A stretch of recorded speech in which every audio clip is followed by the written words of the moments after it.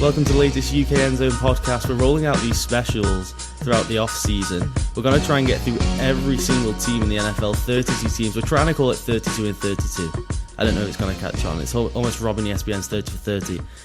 I thought we'd call up one of the best, one of the very best, my friend Rory Anderson, who is from what is possibly the best named fan site in any sport in the world, Rory. Just Blog Baby, which is, of course, an Oakland Raiders fan site. How's it going, mate?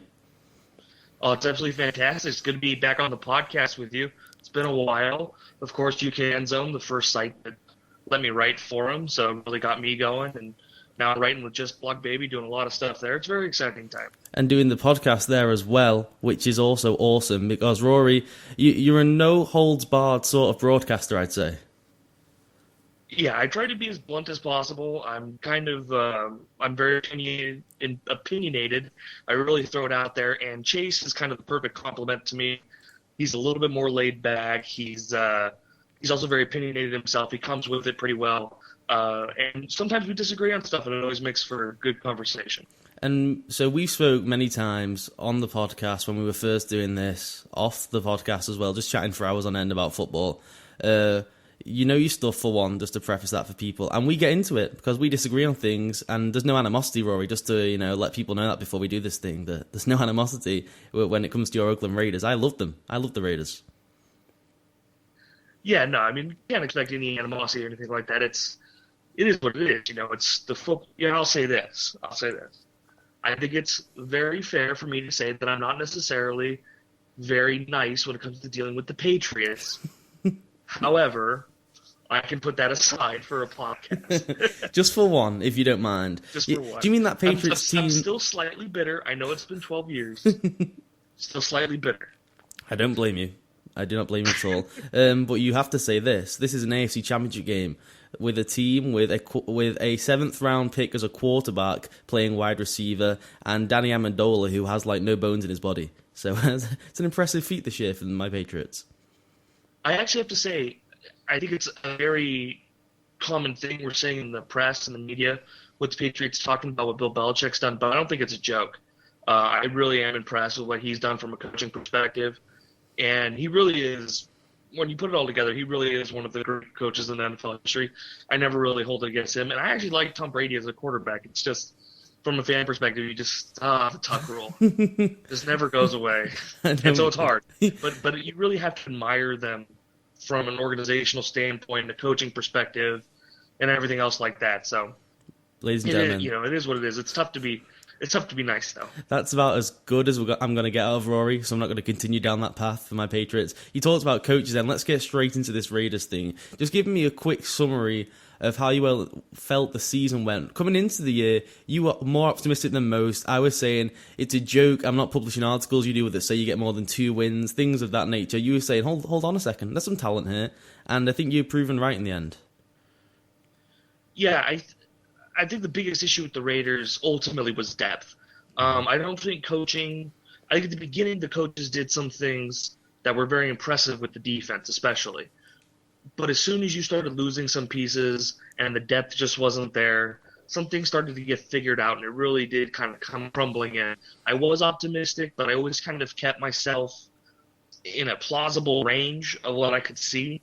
So at the end of the day, when it was only 4 wins, I kind of went, okay, I'm not really that upset about it. I did think with the weaker schedule, they had a shot. They had an opportunity to do some things. And they were in a couple of games. I mean, Sebastian Janikowski, if he makes 3 field goals between the Colts game and the Titans game, you're maybe talking about 2 extra wins. So there's some things here and there. But down the stretch, the defense, a lot of injuries. They just couldn't produce like they were. The exotic blitzes, they were there, but it just wasn't – they weren't quite as efficient as they were earlier in the year. A lot of people, I think, overlook the loss of DJ Hayden. And I think when you start digging into some of the numbers – although he had some very bad games and some bad moments, he was an all right rookie cornerback. So a lot of the depth issues to me were the problem. I mean, Lamar Houston had 6 games where he didn't even bother showing up, it seemed like. So it's very tough when you don't really have if you don't have studs on the defensive side and then you don't have depth, then you really have nothing. Because you have nothing you can really, pin your pin your season on. And once you lose the depth, it's gone. I completely agree. I actually forgot that you only had 4 wins because I'm looking down at the schedule now. You were in so many games. Indianapolis, you went into Indianapolis first week. You were in the Washington game for some stretches. That was an awful game. Remember that game? That was a bad game. At New York, Matt Flynn. That was Matt Flynn. So, in fairness, you stayed in that game with Matt Flynn as the quarterback. You should get extra props for that. At New York as well, that was a one-score game.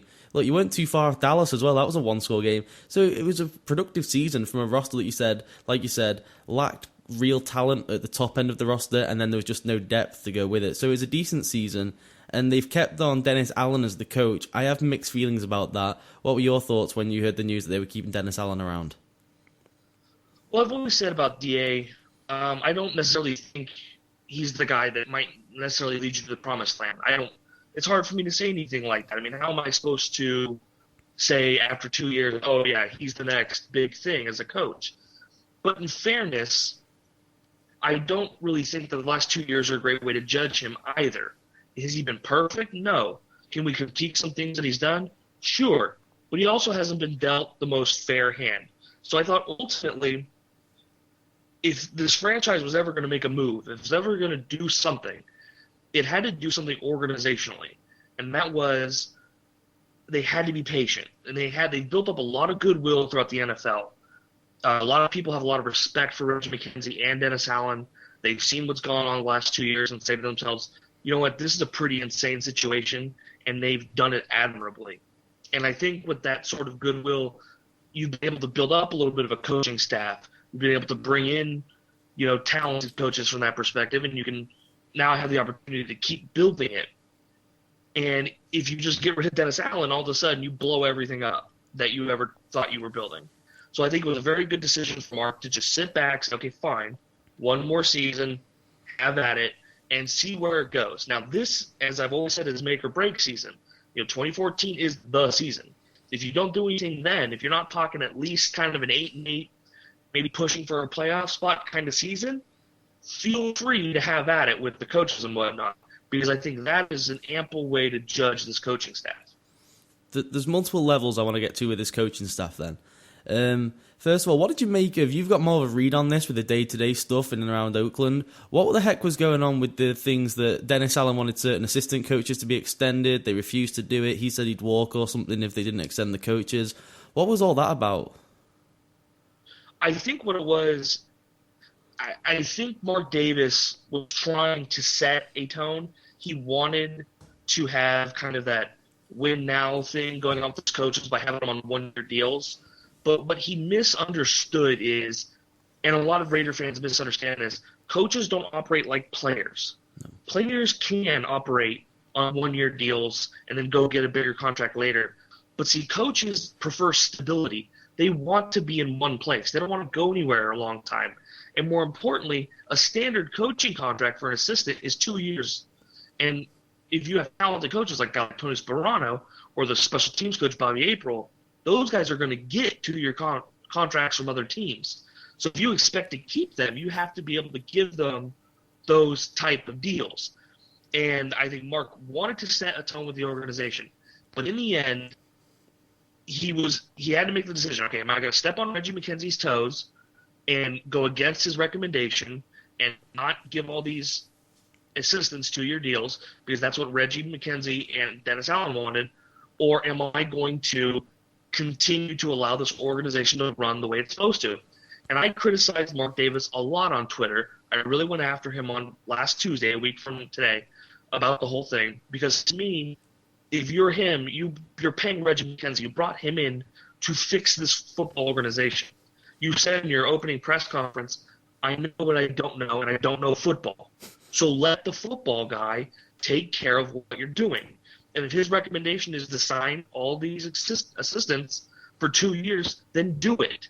And ultimately, he came to his senses. And I just got word that a couple of minutes ago, Jason Tarver, the defense coordinator, he's locked up again for this year and next, decision. I believe, 2 years. We'll probably get the numbers on that contract, but I bet you it's 2 years. And so that's another good sign. They've retained all their assistants. They got the good ones back: Sperano, Bobby April, Bob Sanders. Saunders is going to be back. Then they can always go look for other coaches that they can continue to add to the staff. I would like to see possibly Greg Williams if he leaves from the Titans. Maybe Scott Linehan to help on the offensive side of the ball if he doesn't get a coordinator's position. So anything like that would also be a good addition to the coaching staff. I agree. I think the Greg Williams point is a great one. He's going to be so high on people's radars for these specialist positions that they're going to call them. These like supervisor roles they're going to call it, where he's basically the de facto defensive coordinator. I'd be all over that if I'm the Raiders right now. What intrigues me with that is that Mark Davis came out with that philosophy. Does it worry you going forward that he's again going to go against McKenzie's recommendations? I sort of see it from his side that if you see consistent mediocrity, or not even mediocrity as it stands at the moment, you're like, well, why do these guys get a 2-year deal? What have they done to deserve it? But on the flip side of that, my thought's always been with the coaching staff. The head coach and the coordinators, you can interchange them if you change the staff. Try and keep talented young people around who are going to be eventual coordinators in your organization, and then you just move the higher positions. Because if you look at a situation like Washington, where they completely moved the coaching staff year in, year out, even the assistants, it ends up like a frat party where you got Kyle Shanahan's buddies from his alma mater being like the assistant quarterback coach, and you see what happens there. That's no way to run a team. What you want to do is keep consistency in the assistant things. You keep a nice feeling in and around the building with people being there for years, and then you move in a new head coach for philosophies, and he brings the major generals and his coordinators and stuff, not the assistant coaches. Why does he need to be best buddies with an assistant coach? He's there to do a job. If they're talented and good enough, and McKenzie thinks they're good enough, keep them around. Yeah, and this is another time when I think you have to reflect on what the Patriots have done as an organization. Look at all the talent they've groomed, and look at how they've been able to withstand coaches leaving. Another one steps right up, and that whole organization keeps on ticking. Well, in order to do that, you have to retain the talented coaches that you have, and you have to be willing to pay them. I mean, yes, the team has struggled, but we can't 100% put that on coaching. I mean, coaching can only do so much. You can cover up some poor play with good coaching. However, even if you do have good coaching, good schemes, all those things can get blown up if you don't have the bodies to do it. And that's ultimately what it came down to. Later in the season with the injuries, they simply did not have the players to do what they needed to do defensively. I mean, we all saw the Chiefs game. A lot of people wanted to just go right at the coaches and say, oh, it's the coach's fault. Hold on. Defensive linemen have been playing against screens. If you're Pat Sims, you're 27, you've been dealing with screens for what, 15 years? Shouldn't you not have felt one of those at any point in time? How about any of the players like Nick Roach, or Kevin Burnett, who's a 33-year-old veteran, or Brandon Ross, who took terrible angles on those plays? I mean, sure, we can say that the coaching may not have been prepared for screens, but the players were totally oblivious. So it goes hand in hand. I mean, these players, too, it's not like we're talking about top-of-the-line talent here. There's a reason why these guys were available, and the Raiders got them for one-year deals. You've got a lot of cap space coming up this year as well. How close were you to the cap floor last year? That wasn't that going around at the start of the season. You guys were dangerously close to the cap floor of the league. So you've got a lot of cap space. My issue with the Raiders, I hope they don't get caught up again in the culture of overpaying average guys. To me, it screams of Hakeem Nicks getting like a 4-year mega deal with the Raiders, which just isn't what that team needs at all, in my opinion. Last year, I don't even think the floor was actually a concrete thing. I don't actually think it was part of it. I think this is the first year that they're going to start enforcing the floor on a hard level. And from my understanding, I could be wrong, but that's what I think. And right now, they're set up at, I believe, $49 million in total money spent for next year. And then about $9 million in dead cap space. So that's going to leave approximately $70 million for total usable cap space for them to spend. There's going to be some adjustments when we start looking into stuff like when you start talking about the reserve futures contracts, because there's a lot of mumbo jumbo. They're going to get applied to the top 50 one, and it's going to make the number go down. But the actual usable cap space would be closer to 70 million as opposed to 60. So I think right now they're set up at 54. They've added a few because they've added all these reserve futures contracts, and with another 9.2 in dead cap. So that puts them at about 64 million right now, leaving them 64 in cap space for next season. And like I said, some of that will change when they start adding in bigger contracts, and that usable cap space will ultimately be closer to 70. But a guy like Hicks, you mentioned Hicks, I don't see that, or Knicks, sorry. I don't see a guy like Knicks happening. I don't see them going after a player like that. I do think that they're going to go after a lot of players, but they're going to continue to probably sneak around the mid-level guys, like better than they had this year, but not quite somebody on the same profile as Knicks. They did go after guys like Sean Smith last season. There was a couple of defensive linemen, I forget their names, but they went after several guys they couldn't afford last season for right around the $4 to $5 million range, and I think that's kind of where they'll be sniffing around this offseason. I agree. If I'm the Raiders now and I have all that cap room, I want to get a nice concrete base on my roster whereby this time next year I don't say, oh God, if the first man goes down, we're in trouble. I want to make sure that second on the depth chart at every position is solid. I think that it's negligible to my starter, and then they should be looking to nail the draft for the next 2 years, and that's where they're going to get their superstars from. Like these other teams have done, which is why these free agents are so coveted, that someone nailed and got them in the draft, and I think that's what they have to do. If we look at some of the free agents then, Rory, tell me who you think is a must to re-sign. Obviously, Jared Veldheer, you got to keep him around. That's just a no-brainer. Pat Sims, unless he demands money, I think you've got to look at keeping him as well. Tracy Porter, do you think you got to keep Tracy around? The two for me that I feel you absolutely need, but I mean, would be the hardest two to replace are Jared Veldheer and Tracy Porter. Mm-hmm. Veldheer because he's a legitimate left tackle. And I look at him, I think, he could get the Jermon Bushrod deal, which was 5 years, $35 million. And to me, that is a very fair price for him.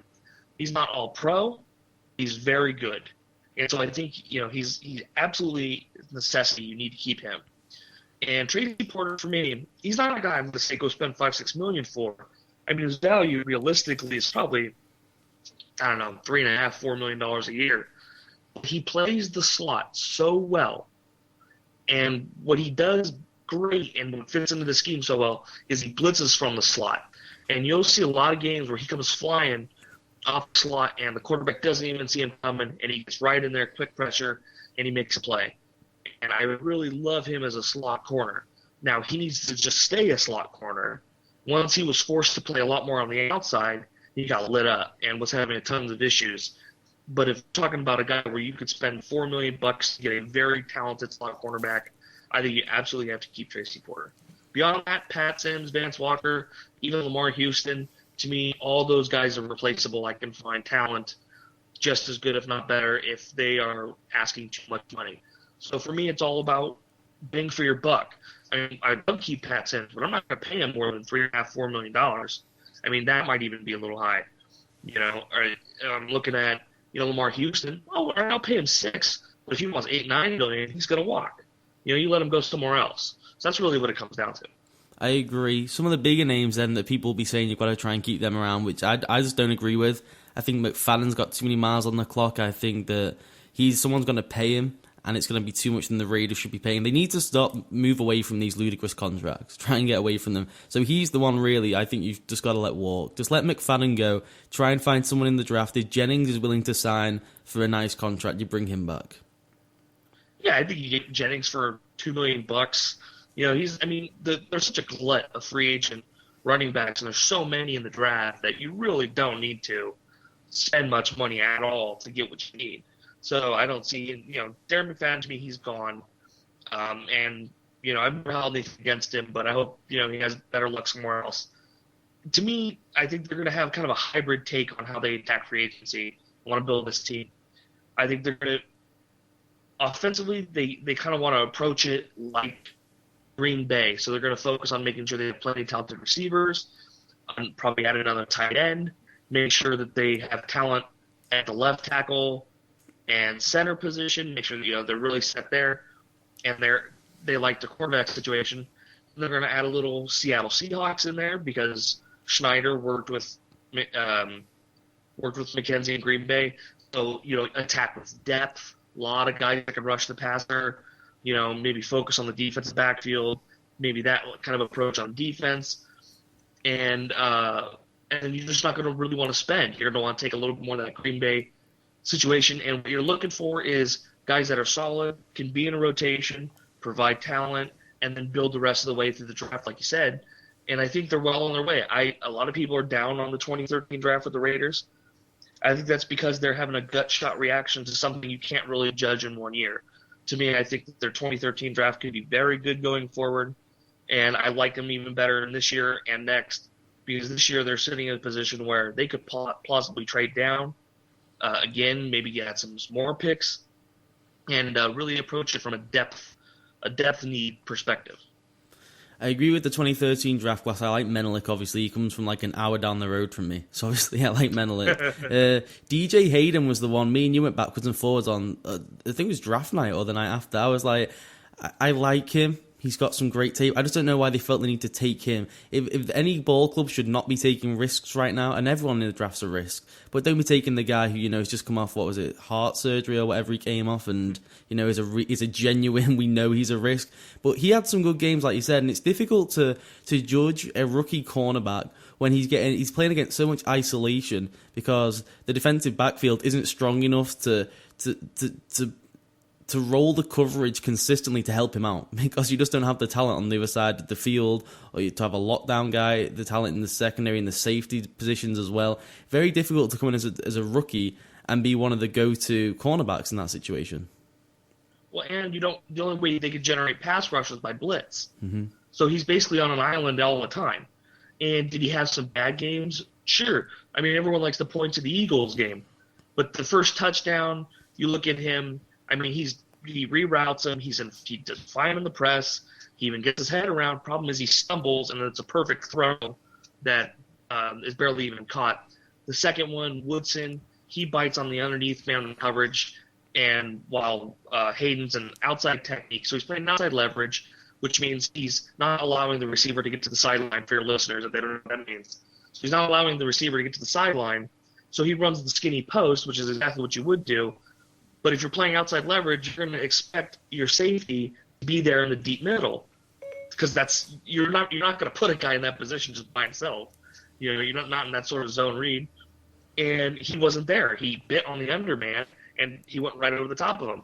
And the last time he just got burnt. So it really was a mixed bag. He had trouble getting his head around in some circumstances.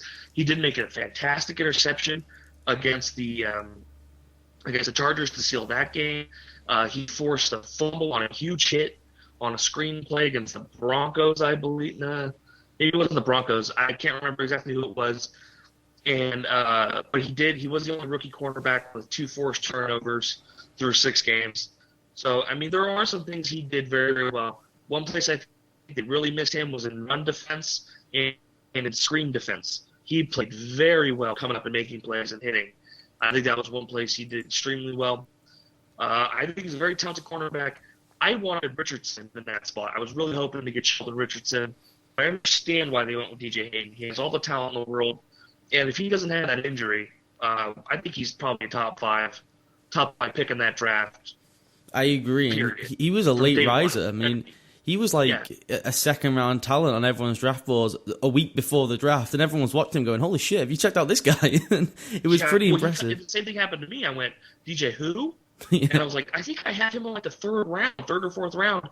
And I went back, and because he was kind of buried there that you kind of like lost track of him. And then I go back, I start watching the tape, and I'm like, oh my goodness. Like, look at the plays this guy's making. And UCLA tape, when you watch it, it's impressive. He blows off the tape. He has that diagnose and attack instinct, as I call it. That's what I want in my cornerbacks. It's always what I want in a 3-4 linebacker. Someone who diagnoses the play straight away and then attacks the football. And it sounds simple, but it's clear to see, particularly in college, who has it and who doesn't. They're the guys I'm looking for. And when you've got a playmaker, he's a playmaker. People forget that cornerbacks, in their essence, can be playmakers. Your famous ones, your Deion Sanders and that. I'm not putting him in that ilk, but he can make plays rather than just being one of these shutdown guys who maybe shadow someone across the field. He's going to make plays for you in the future. Yeah, the guy I liken him to is Peterson over in Patrick Peterson over with the Cardinals. And I think they had very similar rookie years. If you go back and you look at Patrick Peterson, and without watching the tape, the easy way to do it is go to Pro Football Focus. Just look at their grades. Peterson, for his entire rookie year, was a negative 22 or 26, something like that. And that's horrendously bad. That's a very bad corner. But the reason is because he was very aggressive. He bit on a lot of coverages. He was always trying to make plays, and he struggled with some of the rookie stuff. He didn't get his head around on deep throws. He struggled diagnosing routes at times. So it's very typical for rookie corners to struggle. So I have no, I'm very hopeful coming into this. And let's not forget, DJ Hayden had no training camp. Mm-hmm. So that's another thing when you look at it. And I'm very hopeful for him. We mentioned Menelik Watson. I love him as a right tackle. I actually mocked him going to the Raiders for UKEndZone.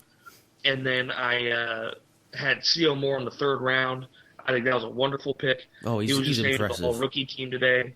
He has as many pass rushing moves as I've seen a rookie come out with in a long time. He's not a guy who relied on overwhelming athleticism in college. He has the swim move, the spin move, he can bull rush. He has everything in a bag of tricks in a rookie already. I really like C.O. Moore. Yeah, I love him as a Sam in that 43 hybrid look, playing that strong side linebacker where he's taking on tight ends. He's fast enough in coverage. He blitzes well. I think you're going to see more and more hybrid, possibly 34 looks as they continue to add talent, especially when they add a real middle linebacker there. Mm-hmm. So I'm a big fan of C.O. I like the tight end tandem. I've always liked them. I think Nick Casa's run blocking was so raw that they couldn't put him out there to start as a run blocker, and that's why they kept around Mastrud, who was frankly a joke. But that's why they kept around Mastrud as long as they did. I really love why did I just forget his name? The other tight end, Rivera. Love his talent over the middle, running the seam routes, going deep on the seams. He's short, quick. He runs precise routes. He's not overly fast, but I love his talent. And the one guy people aren't talking about a lot, but I think has definite upside is Stacey McGee. I think he's someone you're going to have to watch for a few seasons. Give him 2-3 years, let him grow a little bit. But I think he definitely has some potential there, doing a little bit of the nose tackle, but mostly a little bit free technique. Do some of that penetrating one-gap stuff, a little Warren Sapp-esque. It's going to take him a little bit of time to really get there, but I do see the potential there. So a lot of guys I really love. And another player I'm looking at, we haven't talked about him, but he's the draft before, is Rod Streeter, the undrafted free agent. I think they really have something there from a wide receiver's perspective, and I would really love to have seen what he would have done with, say, McGloin the whole season. Mm-hmm. You may have seen maybe a 1,300-yard season from him, considering how bad the passing game was prior for 11 games. Before we look forward to this year's draft then, and continue to look on how to improve this roster, this team, everything about it, the quarterback thing is the biggest question. Terrell Pryor, you're not a big fan of. Matt McGloin, what's your read on the pair of them? Well, let me say this first about Terrell Pryor. I got very excited early, very excited, because I saw all the things I wanted to see. But it was the moment teams figured him out, because it wasn't hard, it all went to hell in a handbasket.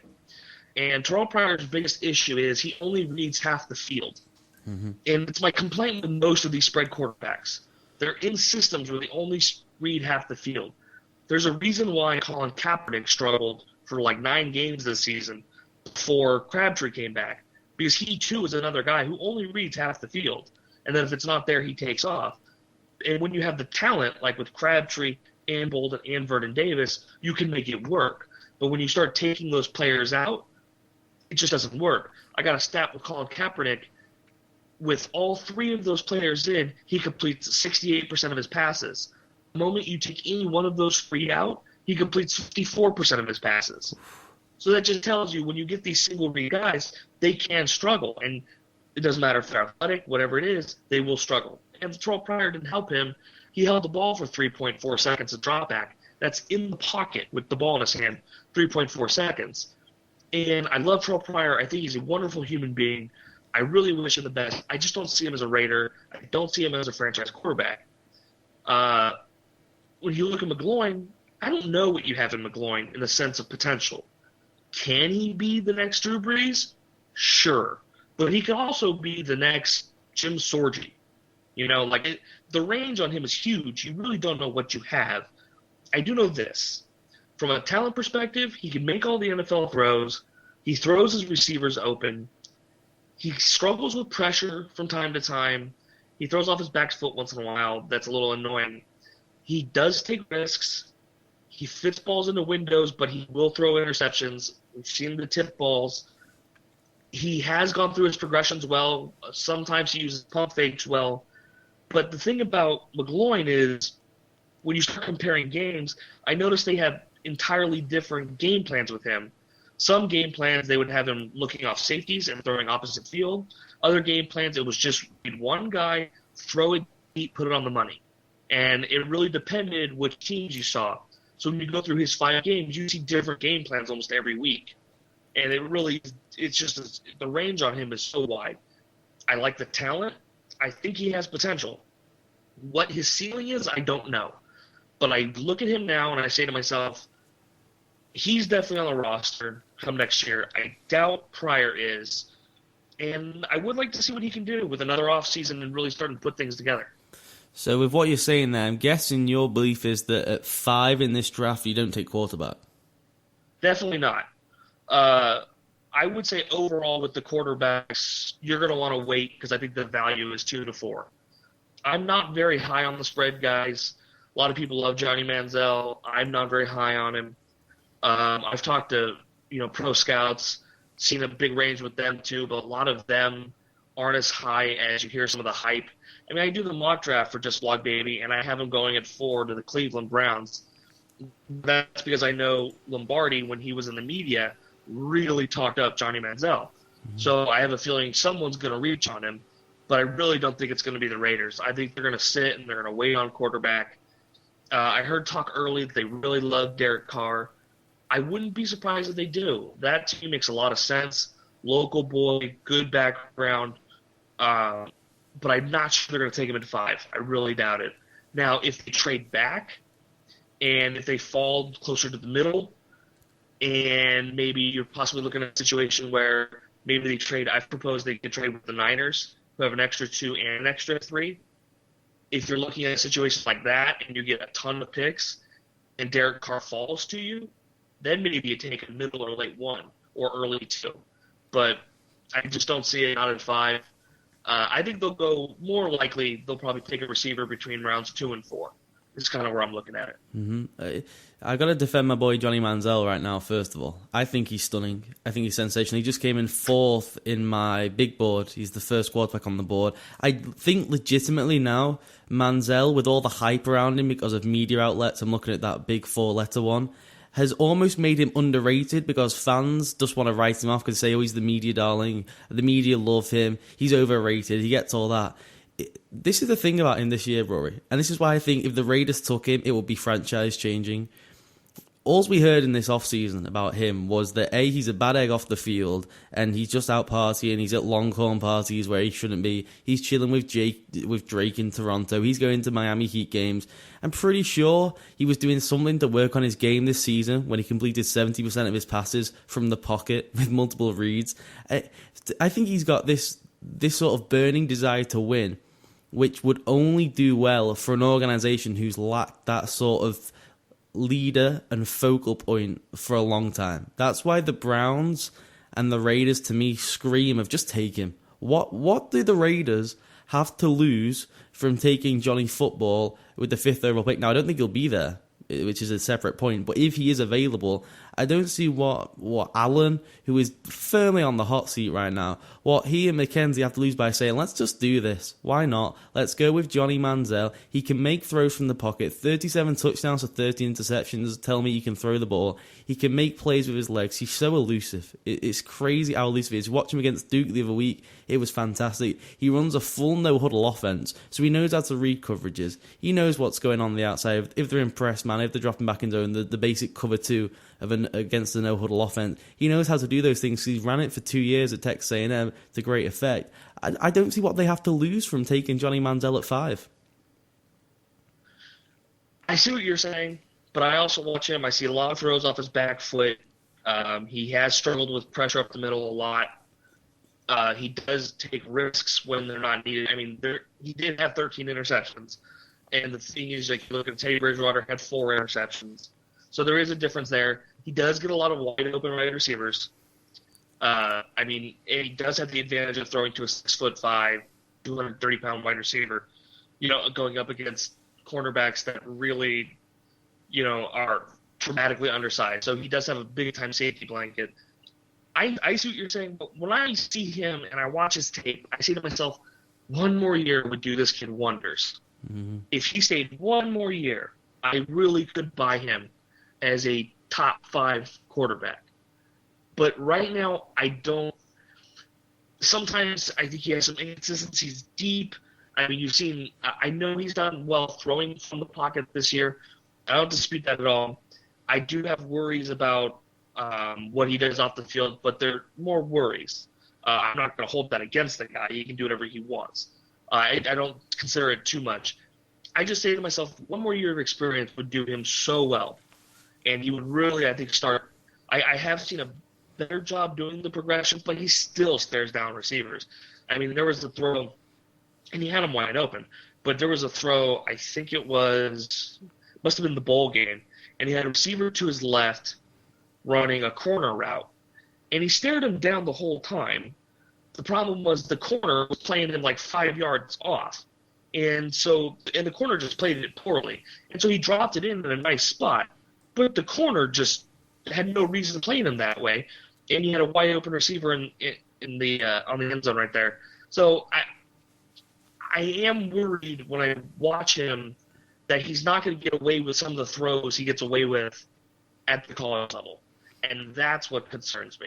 I mean, I can say the same thing about Derek Carr, Blake Bortles. That's my general criticism with most spread quarterbacks.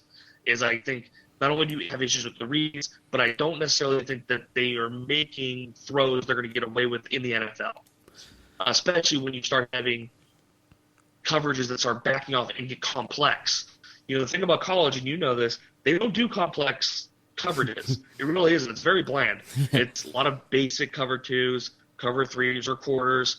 They don't do a lot of mixed coverages or anything along those lines, or a lot of fake blitzes, stuff like that. And that's what I'm kind of concerned about, how well his game translates. I mean, for me, I have him as like a low 1, early 2. I just don't see the Raiders taking a shot at him at 5. I don't see him being there, first of all, and I just don't see them going with him as their kind of quarterback. I agree. I think the Jags take him because that would just create a shitstorm around their franchise that they need badly.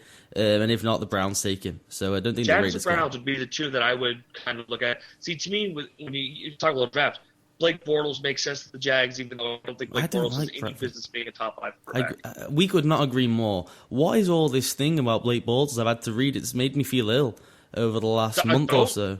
Don't ask me. What is going on with this? The guy's big-bodied. He doesn't hit people in stride. He doesn't throw anyone open. He's playing, like you said, against poor college teams. This is the thing as well with Teddy Bridgewater. No one was higher on him than me coming into the year. I saw regression this year. He didn't orchestrate that offense to the level that he did the year before, which worries me that Charlie Strong pulled the reins back from him a bit. Seemed a bit peculiar to me. And then he's playing against awful competition. And we just spoke then about how teams with their different coverages and personnel, it's even worse when you're playing in, the American Conference he's been playing in. Yeah. So, I mean, it's just bad. I mean, by the way, the only team I think I've seen run a disguise play in like the past 5 years has been LSU. It's like the only team that's figured out that you're allowed to do that. It's pretend you're blitzing and drop into coverage. It really is bizarre. I get the stuff with Johnny Manziel. I don't like when he's beat. It's not a criticism of your comment at all, but when he gets beaten with this stick of the off-the-field stuff, is bizarre to me. When you think about the things he actually did, what did he do? He got in a fight at a club. Okay, that's not great with fake IDs. I get that. But people have done that for years and just not got caught in this day and age. And then you look at the other stuff, there wouldn't even be news when he's in the NFL. Going courtside at the Heat game and being like, where did he get the tickets from? Well, he'd be expected to be courtside for a big game if he's in the NFL and it's the off-season, So those things don't worry me because I'm now seeing him as a pro guy, and so it's got nothing to do with, and those NCAA rules, I'm sure we agree, that's just ridiculous anyway, but so they don't concern me that much. And that's when I come back to the argument of, if he's doing all those things and he came out and had an average year this year, I'd agree with all those things. He was probably better this year because he was throwing from the pocket. He developed the step up in the pocket, which is one of those underrated moves from any quarterback, just sliding forward in the pocket when you feel that backside pressure. And he played really well from that pocket this year, so I was impressed with him. I think a team has to go all in with him, with most of these quarterbacks. And what I don't always get with teams who get overcomplicated with the accuracy of a player, if you watch Nick Foles this year, just with the scheme and the system Chip Kelly runs, how open does it make receivers? The whole concept is to put players into space and make it a simple read. Nick Foles had like 28 touchdowns to 1 pick because all the guys he's thrown to are wide open because of the system. That's what you need to get. Now, you can't just find Chip Kelly dangling on trees. I'm not sure if Dennis Allen is. I'm not sure if the offensive coordinator is. But if they can figure out a way of doing those sort of things and just getting players in space to make plays, I think he can work. I think he can be a star. Well, see, and that's the bigger conversation for me. Take the off the field stuff. It's like one of those things when I look at it. It's a concern in the sense that if I'm comparing him to someone else, I may say I prefer the other one because of this. It's not like it makes a huge difference. However, when we come to personality types, Reggie McKenzie does have a very specific sort of personality type he wants on his team. So I do think that makes the whole Manziel selection more difficult. But more importantly, you bring up the offense. I think you're exactly right. And you look at Greg Olsen, he doesn't come necessarily from that background. He's got a little bit of The Greatest Show on Turf as his background. He caught the tail end of that. He worked with Scott Linehan a lot. He's got some John Gruden to his background, so it's a little bit of that more traditional West Coast game. So he has a diverse background, but none of it is really the speed offense. And when you look at what Chip Kelly does, a lot of his stuff has basic West Coast concepts. Mm-hmm. One thing he does a lot are those slide routes out of the backfield with his running backs, where he'll take two running backs in the backfield. He fakes a handoff to one of them, immediately hit the other one in the flat. Mm-hmm. And there was, in the playoff game, I think he had one wide open for a touchdown, and in the wild card game. And there's a lot of traditional West Coast stuff with him. And you're right, he gets his guys up in space, wide open throws. It takes a lot of athletes to compete with that football team. And I just don't think that you're going to find a lot of those coordinators. And with the Raiders sticking with Olsen, he's not that kind of guy. What Olsen wants to do is similar in the sense that he wants to have multiple wide receivers, 2 to 3. He would like to have packages where he's got a diverse group of players on the field and run the football with power while utilizing both a deep pass game with a short pass game. He wants balance. But he's not going to do it the same way Chip Kelly does. It's just not he doesn't come from that sort of background. And that's why having Manziel put him into that offense, I just don't think it's the same. I don't think you're going to utilize him properly. And it just makes no sense to even bother doing it. So you may as well just, if that's what the route you're going to go, then just go that route and avoid Manziel altogether. Now, is that the right discussion? Or is that the right decision? Should they select Manziel and then change what they do? I don't know. Now you're kind of talking chicken and the egg.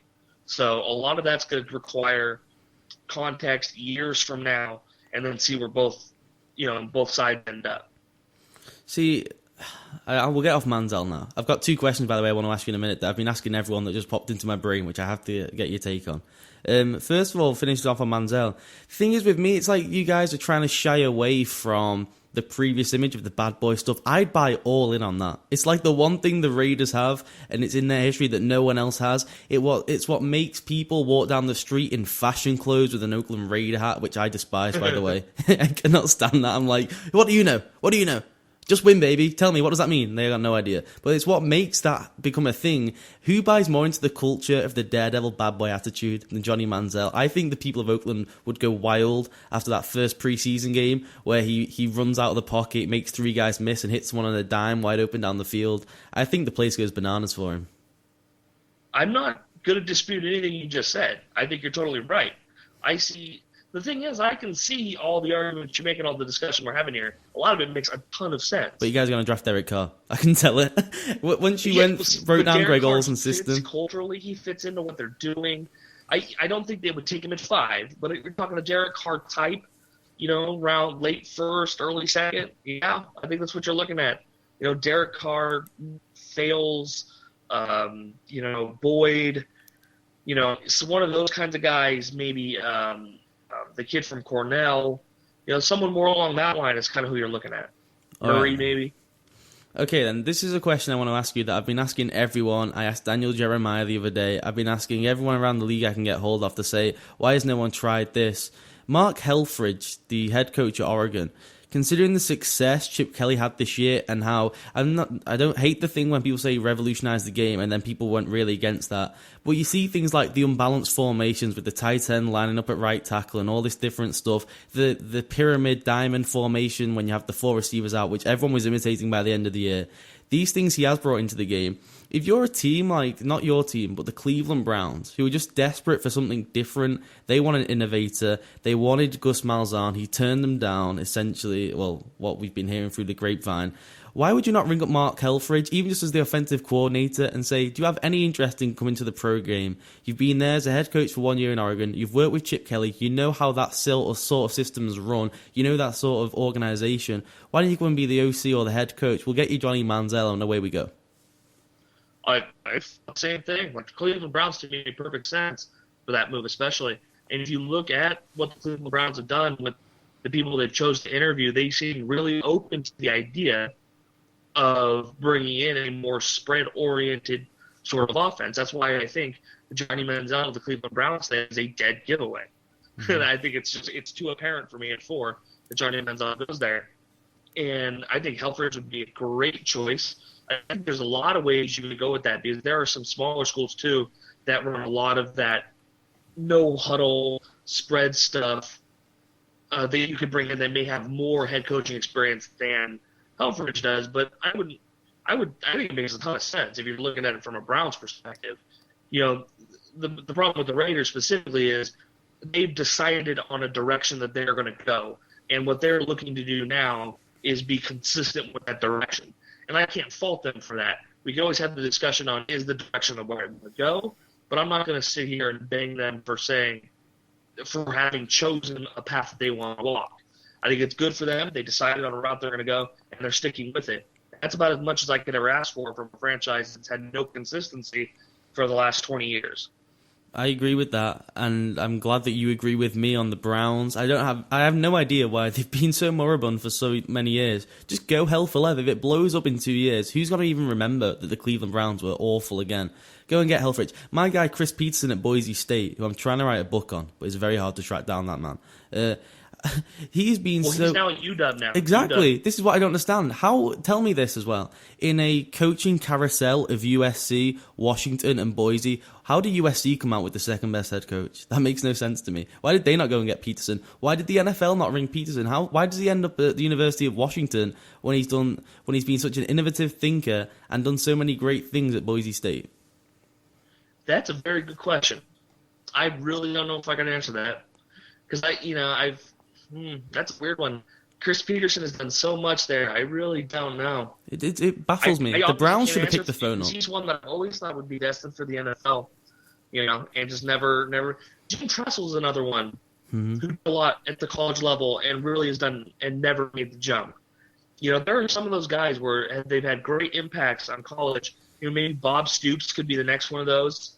Great impact on the college level, never does anything at the pros, Well, he seems to be the front runner for the Browns job now. That worries me. I think he's going off the back of one bowl game, that Alabama game. They're going to give him the NFL job there. That's shocking. I still can't believe Josh McDaniels turned down Mike Lombardi. I wonder if those two are still talking because those two are like best buddies, and he said no.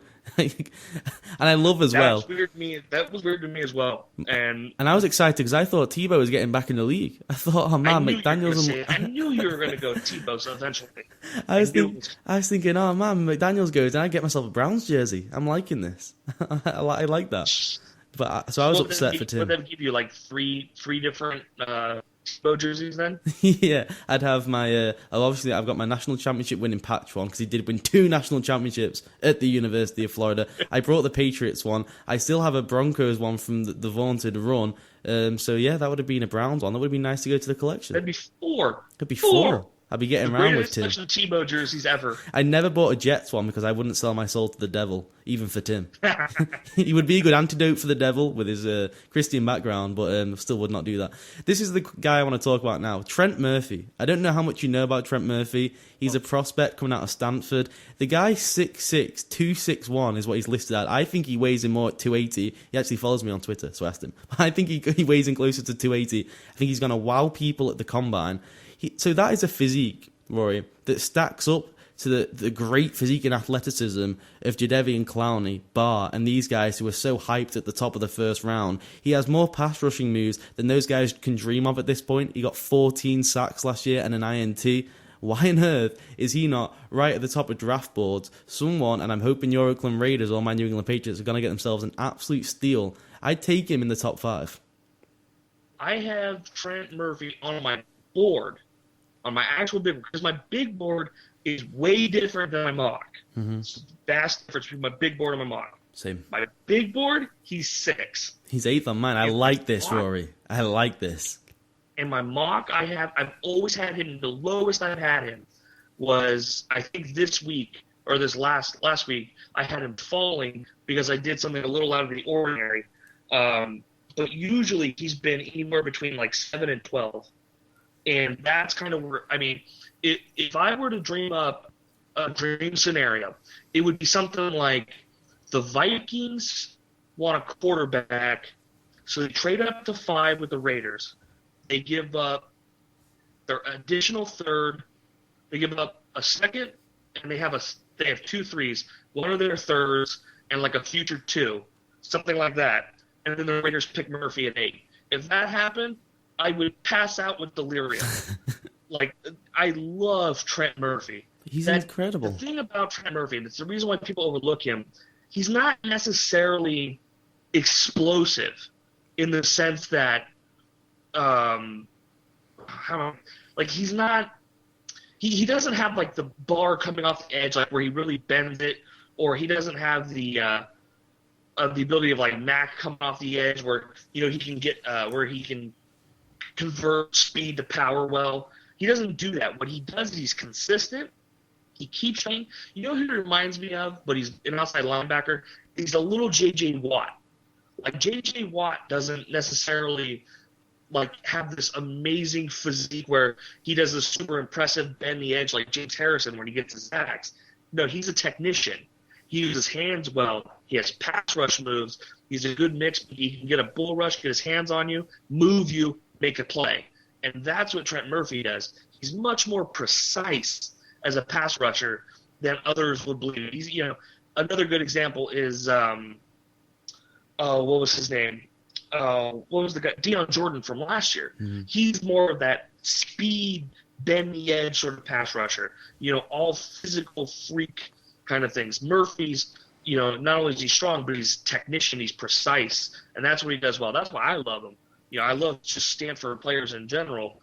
But if the Raiders could get him, that'd be amazing. Trade down and get him would be fantastic. So when I was doing my first official big board this week, I've been doing my player evaluations all season, but I published an actual big board this week. So I had him at 8, and I was looking through around to see where other people had him listed in particular, because I've been talking to him for the past couple of weeks, looking at his tape, saying, oh my God, this guy's impressive. Then I saw the measurables. He's got like a 7-foot wingspan. I was blown away by him. And I'm looking at CBS have him as a 2 to 3 round grade. He's nowhere to be featured on Mel Kiper Jr. I know that's no example, it's Mel Kiper Jr. But he's nowhere to be featured in his I think it's first 64 it is. Nowhere even featured in there. I'm laughing my ass off because someone's going to take him. He could be Hayden-esque. He's going to blow people's minds at the combine. I think if he does all the activities and he does all the running and he's fit and healthy to go, people are going to come away thinking, my God, the guy is actually 6'6". Now let's turn the tape on. Look at that production. He has veteran savvy as a rookie coming into this league, and I would still say, I've been saying it for the past couple of days, I would take him over Barr and Clowney for a couple of reasons. One, I've seen the production and he's still got the size. 2, he's a Stanford grad, like you said, so he's an intelligent player who I can use using multiple coverage. I think I can drop him into space as well. And then 3, people forget, Rory. If you miss on Clowney, you will not hear the end of it, and he won't hear the end of it. If you miss on Trent Murphy, people will forget. Yeah, and now all mine, like I said, we did last week was 5.0 with our mock. And every week I'd had him as high as 7, and I'd had him as low as 12. And then for week 5, we decided, all right, I was going to get cute with it a little bit. Because I had been resisting the Bortles stuff. I had really been resistant to a lot of the moves people have been talking about. So I said, fine, I'm going to get cute.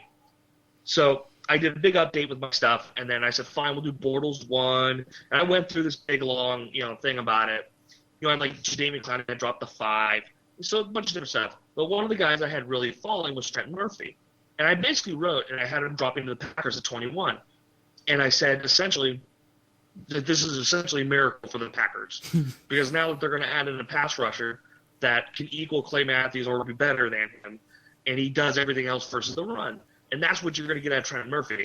For the Raiders, you take Trent Murphy and you put him at that Leo position, which is, for the listeners who don't know, it's like a hybrid 3-4 outside linebacker meets a 4-3 defensive end.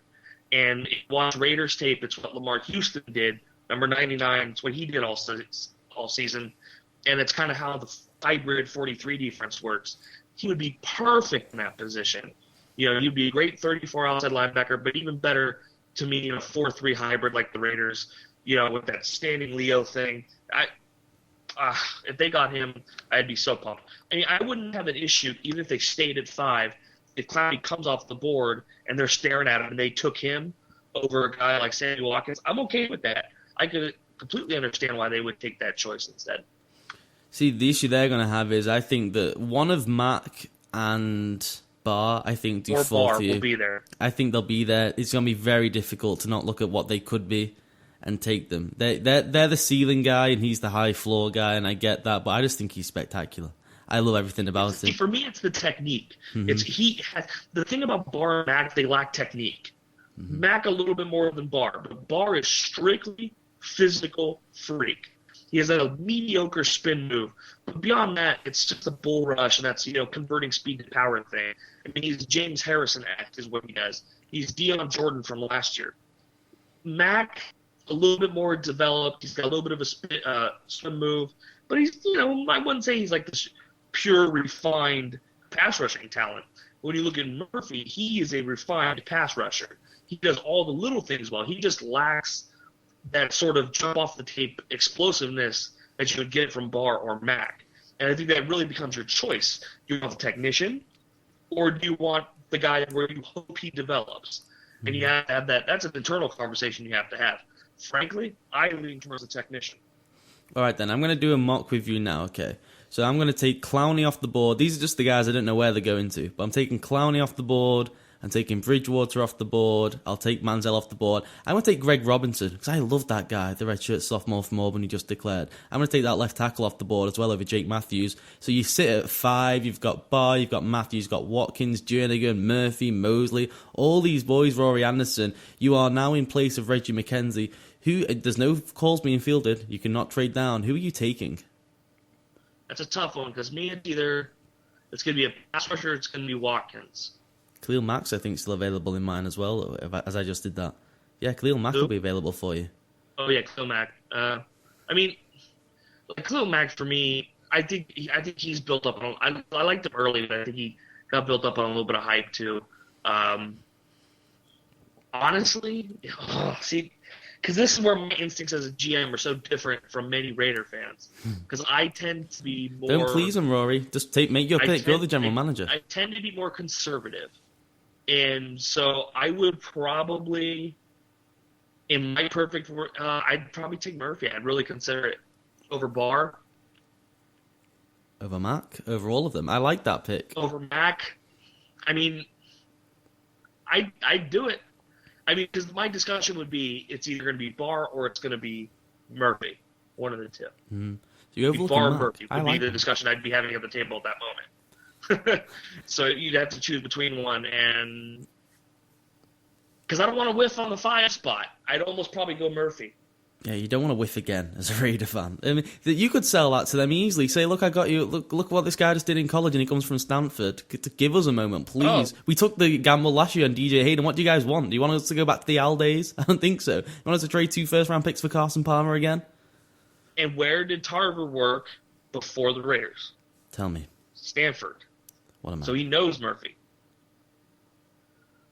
We gotta make it happen. Unless he falls, hopefully there's some sort of not too bad, but semi off the field incident, so he falls to the Patriots, who will of course trade down to draft someone from Rutgers. Well, yeah, you know what's gonna happen? The Patriots are gonna trade out of one and get like 4 2s, 7 5, like 7 as 3s. always, just trade rate someone. I still don't understand how they fleeced Minnesota for what they got last year. That's a joke. I think that they do the offer, and everyone else is just like giggling to themselves like, that can't be right, and then they just make it happen. This is what I love about the organization, but this is what annoys me. It's okay now that I'm analysing the draft, but in my formative years, when I was all in on the Patriots, and I sat up for the draft night over here, and it's like 3 a.m. to watch them trade down, which is what they did every year, except for like 10 when they moved up for Hightower. It's just depression. And Chandler Jones. And Chandler Jones, he looks like a stud, by the way. Coming out party the other night, by the way, for my guy off the edge. I just forgot his name. Jamie Collins. Jamie Collins coming off the edge, man. I was very high on last year. I love Jamie Collins. So played for 0-12 Southern. What was that? Mississippi or Southern Mississippi Southern State. Miss. How Southern Miss, yeah. How many Rutgers players will be taken this year, even though they're still an average team? Like, what's probably going? 12 of them, and they'll all be Patriots. What's going on with Rutgers, whereby the Bucks, who had Shiano, my guy Belichick, do you know why Belichick drafts so many guys from Rutgers? And this is the legitimate reason, it's not even a joke. Because his son attended Rutgers, and so he likes the sort of character building that's done there. Mm-hmm. That's the reason, which I guess is, admirable in a way, but don't use draft picks on him. Can we just, maybe use the 6th and 7th round on a flyer at running back or something, or wide receiver, and then get the undrafted guys from Rutgers for the character? No, watch. You're going to take Coleman like round 2. That's what'll happen. You'll take Coleman round 2 when he probably should get 3 or 4. With our first of 4 second-round picks that we fleeced again from the Vikings, from Rick Spielman. He still has a job. He still has a job in Minnesota. Don't even get me started on that. He came over to the UK last year to promote the international series. I got to speak to him. I felt like the smartest football brain in the room, which is never a good thing when you're in a room with an NFL general manager. As a 20-year-old person. That's harsh. Yeah, there were some questions where he looked a bit baffled by what I was asking. I'm saying, like, are you going to the 3-4-4-3? He's looking at me like, glazed eyes, like, I don't know what's going on. Like, you run this organization. You just brought in not Sheldon Richardson, you just brought in Sharif Floyd, Cordero Patterson, and other guys, and you don't know what system you're running. Well, and that's a guy right there who I think is going to be really... He said, that he didn't do Leslie Frazier's any help by drafting poorly at the quarterback position. That, to me, screams a team that's going to stretch, who's going to try to jump the shark on well, too. Mm-hmm. I wouldn't be surprised if they're, that's why I mentioned them as a trade-up candidate to 5. They're going... If they're looking at a guy like Bortles or Carr or something, they really like him, they might make or if they're even just slightly convinced it's him, to make the jump there. Mm-hmm. I'm calling it now. The other one I watch out for, Tampa Bay Bucks. I wouldn't be surprised if they jump up to 2 and try to take Clowney. Oh, really? If he doesn't go 1 overall. Oh, really? That's a good shout. I'm all in this year. I think the Titans and the Vikings double down on underperforming quarterbacks who are always injured. I think they both take Bortles. One of them tries and takes Bortles. One of them will end up with Carr, who I'm not a big fan of. And they're going to double down on this decade now of just abject quarterback play that they have to buy into, even though after the first training camp, they know, like, oh, God. Oh, God. Ponder can't hit a 10-yard square out. What are we going to do for the next 3 years when we just brought in a coach who doesn't even know who Christian Ponder is? I thought that was fantastic from them. And the GM kept the job, which is the best part. Yeah. I love that. Yeah, see, for me, with it, and I would love that. Like, the Titans are nuts. I'd love to trade down to 11, try to snag Murphy there, get a couple extra picks. Because for me, what I think they're going to do ultimately at the quarterback position, and a lot of people are going to like their gut reaction when I say this is going to be like, are you kidding me? That's a joke. But it's a good move. And what I think they're going to do is in the offseason, I'm going to say it now. Josh Freeman will be a Raider. Oh, I was going to call March that. 13th. I was going to say this to you before with the Derek Carr thing. I was shocked he didn't end up as a Raider in the season when he was available. I thought that was nailed on. They went after him, and that's why he got paid $3 million. Oh my! Was because God. The Vikings wanted him, paid him more. The Raiders couldn't afford to pay him any extra. They could only give him a minimum.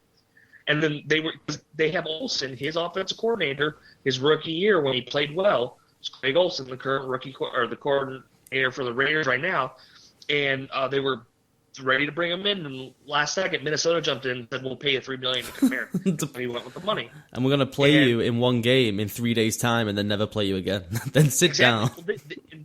People. I mean, he got a really raw deal, and it's funny because you hear Schiano like questioning his leadership, questioning all the things he does off the field, and I went to myself, "Shut up, Greg." I remember his rookie year when he was being praised. Mm-hmm. For how good of a leader he was when he earned his captain stars and all that stuff. I'm thinking to myself, something doesn't add up here. They also had Raheem Moore. They also had Raheem Moore as coach, who was like the most far away from a leader that anyone would like a true captain of a ship. Everyone was like, "Oh well, he's better than Raheem, so he must be a great captain." But I think it also. I think to what you're saying, there's a part where coaches blend with players, mm-hmm. and with other ones they don't. And I think a guy like Freeman would fit in Oakland when you look at the personalities there, mm-hmm. because you look at a guy like Dennis Allen. He's a leader, but he's not super vocal. He's not Rex Ryan.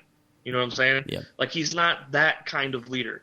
It's a lot more understated. He does more he puts a lot on his players, expecting them to step up and also lead the locker room. So he's not the same kind of in your face. He's more about trying to find the guys who can police their own and put them in a position to lead, and then he kind of leads them. And I think when you take that kind of style, a coach who's not Greg Schiano, the exact opposite of Greg Schiano, he's a little bit more laid back, and he really puts his players in a position to kind of do their thing. I think Josh Freeman will work real well with the Raiders next year. And he like 26? Yeah. 25, 26? I mean, he was 21 when he came into the NFL, so he still has a legitimate opportunity to, maybe you give him a 2-year, $5 million contract. He comes in first year, lights it up, and then you can re-sign him and extend him out, and you only have to pay him maybe $8 to $10 million a year for 4 years, and you got yourself a good quarterback on the cheap. It's totally plausible. He's that young of a quarterback, that young of a player. I hope everyone who goes after Freeman this year gives him a heavy incentivized deal. I hope he doesn't get much guaranteed money. He earned $13 million this year and got 2 coaches fired, which is my favorite start of the season. Big shout out Josh Freeman. I think that's definitely the approach you have to take with him.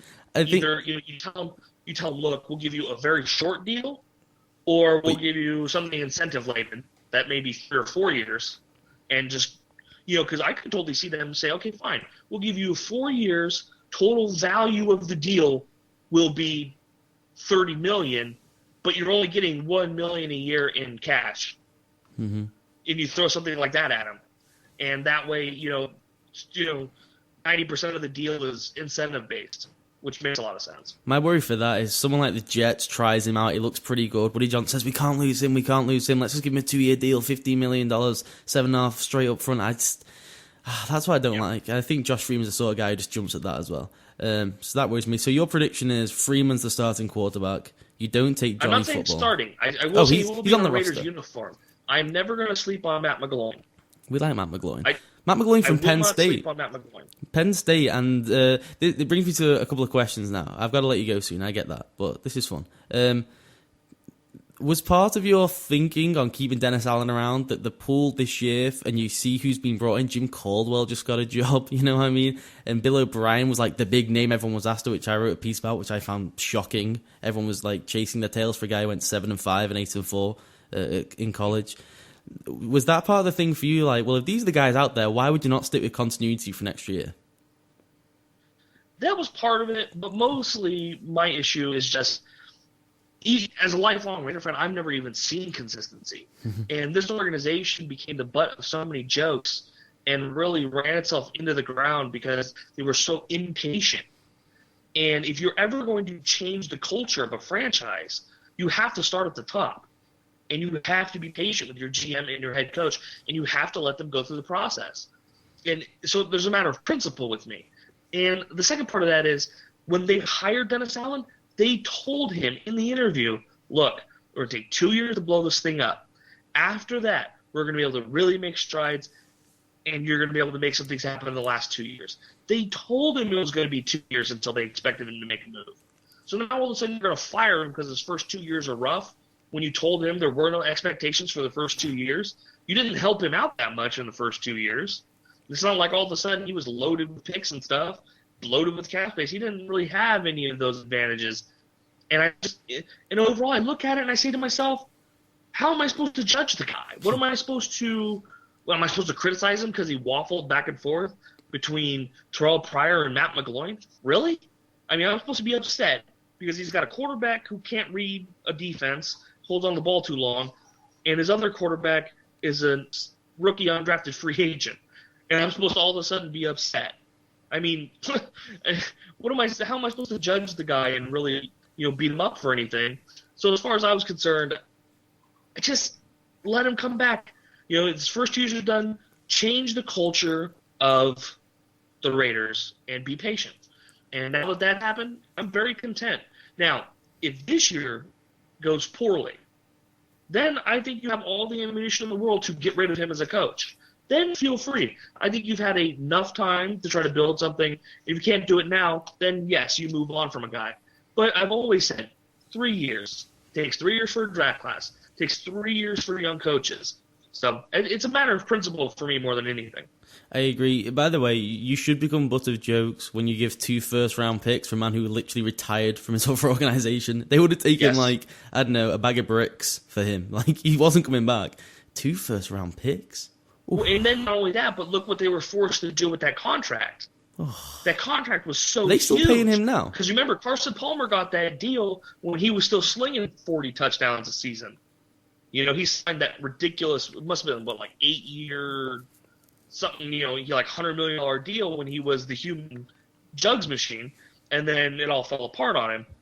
And so they're stuck with that. And a lot of people, they get the whole Matt Flynn thing confused. People got to realize Matt Flynn was never actually viewed as someone who's going to come in and fix that franchise. Nobody thought that. The whole point of the Matt Flynn contract, the whole point of the Matt Flynn deal, was to bring in a veteran quarterback to replace Carson Palmer so that they could get out from underneath the Carson Palmer deal because he wouldn't take lesser pay. That was the entire concept. It was strictly financial, and now they're completely out from underneath that deal, and they don't have any of the cap ramifications from it. So they're right where they wanted to be. And what did they give up for him? Nothing, because they gave up a 5 and a 7, but the 7 came back in the Palmer trade. They got a 7 for him. And then on top of that, the Flynn, when they cut him, the 7th pick went away. And so now you're just right back to square one. You didn't give up any picks. It's a net neutral on the picks, net neutral on the cap after 1 year, and now you're set up to really throw out a lot of money in other directions. So I have no issues with it. I think people just misinterpret what they were trying to do. I like this Raiders team going forward, Rory. I say in a year's time, you go and throw the lot at Gus Malzahn. You say, you know what, I think pro coaching is for you, sir. I think that's what you should do. I think you should draft Johnny Football this year. And I'm all in on this. This is the thing. Buy into the bad boy idea, like the Pistons did, the Detroit Pistons did in the NBA. Buy into the bad boy concept. Let's bring back Oakland Raiders football. Is there a better job right now in the entire league than to restore? I mean, maybe the Browns. If you get the Browns a playoff win, you drink for free in Cleveland for life. That is a fantastic job that is underrated in the value of the job if you do it well. But to bring back the Raiders post Al Davis era, after everything was screwed up right at the end, my word, what a job that would be if you did it well. If Dennis Allen, as far as I'm concerned, Dennis Allen somehow takes his team to 9 wins and gets the playoff berth next season with the toughest schedule in the NFL, he's coming back year 4. And that's really where I'm looking at it. I need 8 wins. If you get 8 wins, he's coming back for year 4. And I think he can do it. Like I said before, I'm not 100% sold on the guy, but I think he's a talented enough coach to go out there and get 8 wins. And I think some of the teams in the AFC West, when you get more talent around them to start dealing with them, they're going to be easier to take on. And when you start looking at a team like the Chargers, they really need to add talent to the back end of that defense. They could definitely use another pass rusher. Gasher, they definitely could use some more offensive linemen. I think that they've definitely had some situations where they've looked better and played above what they are, but I think they're a slightly overrated football team. You look at the Chiefs, and I think you saw a lot more of what they were when in the later half of the year, when I think you started figuring out a little bit of that scheme on the defensive side. Offensively, Andy Reid makes all quarterbacks look good, but I think you could always compete with that football team. I don't think they're as untouchable as people think. Mm-hmm. And to me, Denver could be in a real hurt next year because they are in a position where they could definitely lose some talent. I mean, you're looking at the potential of losing Eric Decker. There's going to be guys on the defensive side of the ball you're going to lose. I mean, how are you going to be able to bring back Sean Phillips? What are you going to do about the pass rush? Are you going to be able to bring back Terrence Knighton on the inside? So there are a lot of issues with the Denver Broncos as well going forward because of their cap space issues. So I look at where the Raiders are and I say to myself, they can make huge moves. If they look at bringing in free agency, guys who are more middle of the road, talented, but not costing a lot. So I look at, for your Leo position, you look at a guy like Jason Warlitz from the Steelers, guy who's got 8 sacks this season. He's only 26 years old. You bring him in, let him play that Leo spot, and then you bring in one of my favorite players, Clinton McDonald, defensive end / tackle from the Seattle Seahawks. I would love to bring him in for, say, $5 million. See if you can bring in Henry Melton to play the 3 technique. Would love that. A guy like Bennett from the Seahawks would be great as a left end if you can't re-sign Houston. But there are a lot of options. You can go to the left end spot. Maybe you could bring in a guy like Robert Ayers.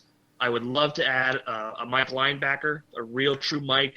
So say Brandon Spikes, someone of that ilk to really anchor the middle of the defense. And there was another name for Mike linebacker, but I forgot. Free safety's interesting. I wouldn't mind a guy like Kendrick Lewis. I think they will bring back Charles Woodson. And even Jairus Byrd, if they had the guts to go after him, would be a good, fantastic ad. And because it's a safety position, it doesn't cost quite as much. Definitely would like to add another corner, a talented corner, Walter Thurman from Seattle. Makes a lot of sense. You'll notice there's a theme with the teams I'm talking about. So Walter Thurman from Seattle would make a ton of sense there. And offensively, they definitely need to add a real center. So for me, Brian De La Puente, the center for the Saints, and the Saints are in a lot of cap issues right now. He would be perfect. And you take Wisniewski, move him to left guard, which is where he played well as a rookie. And I think you've solidified your offensive line. And maybe you can add another tight end. I would love to add Dennis Pitta. But the opportunity, if Jimmy Graham does hit free agency, that opportunity would be immense if they could do it. But that's sort of the template, I think, looking forward with this team. Don't expect a big-name wide receiver. Don't expect a big-name running back. Definitely an offensive lineman or two. I don't really expect any big names on defense. More like guys who just do the job well, just better than what they had this last year. So there you go, ladies and gentlemen. Expect turnover on defense. I don't expect a lot of the same guys back. So Rory Anderson's figured this thing out. That's how he'd run it, in a sensible way, continuity, building from the bottom. I say F this. Let's go get Malzahn. Let's go get Johnny Manziel. Let's have a whale of a time in the process. And let's just enjoy this sunshine. Spoken from a guy who's enjoyed 12 years of dominance in the AFC East. And 3 Super It's so Bowl true. wins. I can always think about it because I don't care. I got Belichick and Brady when I wake up the next day. I don't care. I can float these ideas. So I really have to look at it. If you run the money, you could do all that, and you're looking somewhere in the vicinity of $50 million, and then you may still have, after you sign your rookies, maybe $8 to $10 million still left, so that'll roll over to next year's cap, and on top of that, $9 million in dead money come off next year's cap, so that's gone. There are other players. Burnett's contract next year is $3 million. You could cut him and save it if you needed the extra space. You would cut Brazel if you needed, although I think he played well next year, and you could save $1.5 million. So there are a lot of ways to continue to better the roster if they want to, and a lot of potential. I like where the team's going. I really am anxious for free agency, though, because this will be the first time I can watch the Raiders really engage in free agency. And like I said, I'm not expecting big names. I'm expecting a lot of quality, $5 to $7 million a year kind of guys. Like that's what I'm looking for, and I wouldn't be surprised if they made 7-8 signings in the first couple days. And don't sleep on Peyton walking away with the walk-off victory. It's possible if he's got to have that. He's got to have a checkout for his neck, and if all isn't well, he could walk away, and we could have the return of John Elway with another talented team that he just takes to a Super Bowl in his later years. Who knows? It could happen. What is he? 55? No, he's not that old. I think he could still run around and sling it a bit. I reckon in that offense. They're all loaded. But this is the greatest storyline of the offseason. Adam Gase, the Broncos offensive coordinator, is actually getting job interviews as a head coach. What? What's he done this year? What's he done this year? insanity. All we've It was heard like- all year from him and the coaching staff is Peyton runs this team. He's the best of all time. He runs this offense. He is the offensive coordinator. So why are you getting head coaching interviews? Interviews. What's going on with that? Well, it was kind of like when McCoy got his interviews. I know the Raiders were interested in interviewing. He turned them down. And then he took the Chargers job this year. And I was thinking to myself, hold on, Peyton ran this thing. Yeah.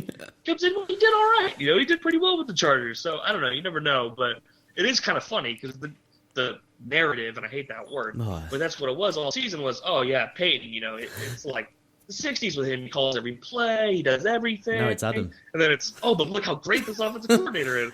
I think Peyton may be the greatest actor of all time, and because he's at the line doing all these dummy calls, Omaha, set up, because he's calling all things line of scrimmage, we think he's doing things, and it's all just a dummy call and fake, and so we give him all the praise when really the coordinators are making all the play calls. I think he could be the greatest actor we've ever seen. I wouldn't put it That's past quite him. plausible. I wouldn't be that surprised. So we're going for a walk-off Manning victory in his brother's house. He says, the neck isn't feeling too well, I'm out of here with another Super Bowl title. Gase leaves there. You've got the Chiefs to deal with. I don't like Mike McCoy in that fit in San Diego long-term. So with the Raiders will be back, led by Johnny Manziel, Rory, come next season. I'm telling you, book it. When we speak again, Johnny Manziel will be wearing the number 2 in silver and gold, in silver and black. I would buy a Manziel silver and black jersey. It looked beautiful. I hope he doesn't do number 2 because now you got a real stink going on with that jersey from DeMarcus Russell, now Terrell Pryor. and now him. Like, ugh. Yeah, that's true. No. Yeah, maybe not. Yeah, let's give something classic for the Raiders, dude. 12. Now we're talking. 12 is a solid number you can go with the Raiders. That's a good one. I like that. I like that fit. I think just go with the 0. Why not? 0. No one ever goes Well, with the 0. It's 0. Yeah. Well, you can't take Yeah, the double like 0. auto. You can't take the double 0. Just go with the single 0. I like that. I like that a lot. What do you reckon? Johnny Manziel, Gus Malzahn in a year, Oakland Raiders, AFC West champions. It could happen, Anderson. Yeah, they could be AFC West champions next year without both of them, so we'll see. I'm excited for this I'm not season. putting money on it, but it could happen. I'm excited for this. I'm excited for Peyton's... Peyton may be the first man where, because the media love him so much, they actually just bring the Hall of Fame ceremony forward, and it's just like an unofficial one that he does like straight away, and like they just leave his bus just outside of Canton for 5 years, and they move it in. Like they love him so much. I will say this: I would honestly consider trading a Lombardi Trophy this year to make sure that this is Peyton's last season. If I get 2 less seasons of Peyton for it, I'll do it. I like it. All right, Rory Anderson, justblogbaby.com. You do the podcast up there, you do your writing. People have just heard you. They know how clever you are right now with your football. If you're looking for Raiders stuff, you're looking for mock draft stuff leading up to the draft, all that hooey and applesauce, it's all there, Rory Anderson. It's been a treat. All right, thanks for having me. No worries, but see you soon.